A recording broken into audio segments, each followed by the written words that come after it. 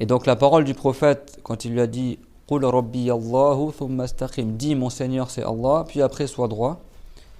Et dans une autre version du hadith, Qul amantu billahi thumma istaqim, c'est-à-dire dis j'ai foi en Allah, puis sois droit.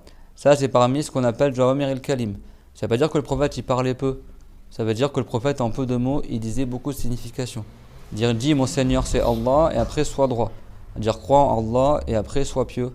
Et c'est comme ça que tu seras guidé pour aller au paradis.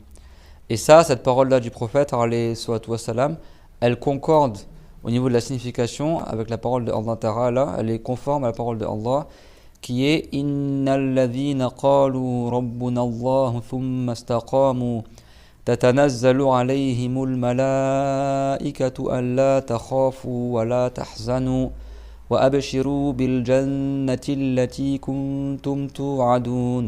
Et cette ayah, elle parle des saints. Parce qu'il y en a, ils nient la sainteté soi-disant.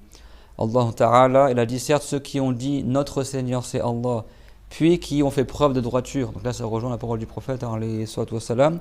Les anges descendent comme ça au fur et à mesure sur eux, et que ces personnes, ils n'auront rien à craindre, les saints, et qu'ils n'auront pas de tristesse au jour dernier, et apprenez la bonne nouvelle du paradis qu'on vous a promis. Et c'est de là que également les savants disent que le saint, il est Marbitul Malaika. Ahmad al-Rifari, il a dit le saint, c'est un lieu de descente des anges. C'est-à-dire que quand tu es avec un saint, les anges ils descendent sur le saint. Même s'il ne se passe rien du tout, tu as énormément de baraka.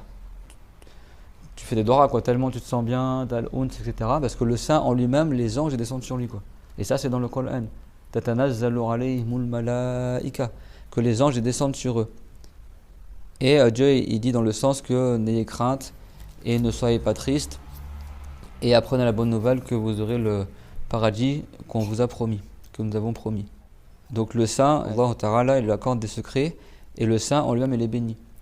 Du coup, si le saint il est enterré quelque part, les anges ils viennent aussi à l'endroit où il est enterré, il y a la baraka, d'accord. Et même le saint où il a vécu, il reste la baraka à l'endroit où il a vécu. Parce que c'est une station de descente des anges.